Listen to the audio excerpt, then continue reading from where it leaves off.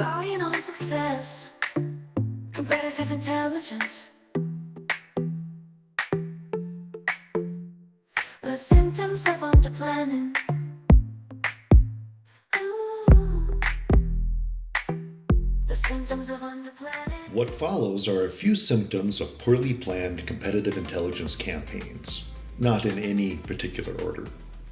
Number 1, campaigns that, even when successful, have no real business objective.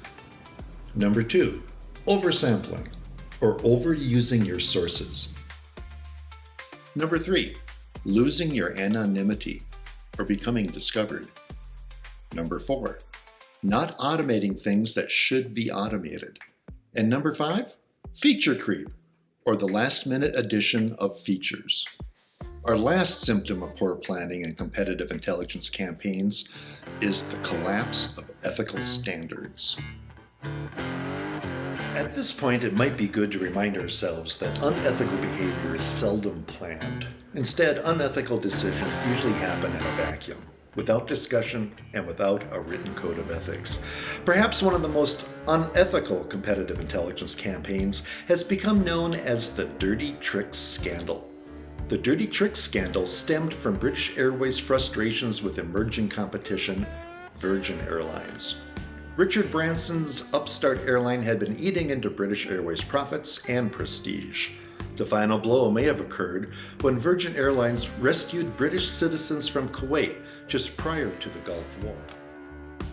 British Airways had always been the default airline of the United Kingdom, so British Airways' pride was hurt, and so was their bottom line. British Airways announced something had to be done with Branson. Part of British Airways' strategy was to leverage another asset they owned, a booking system called BABS, or the British Airways Booking System.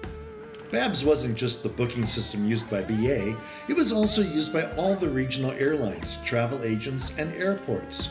In addition to data related to flight reservations, it also maintained trip status and alerts when flights were canceled or delayed. This creates questions, as the company that owns the booking system could have an innate competitive advantage.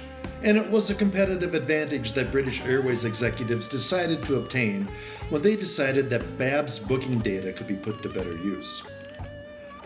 During this period, British Airways employed a team of people called the Helpline. It was the helpline team that met arriving passengers and assisted them with their flight connections. To do their job, helpline employees needed to access the privileged BABS data, including flight manifests, pending delays, and other privileged data.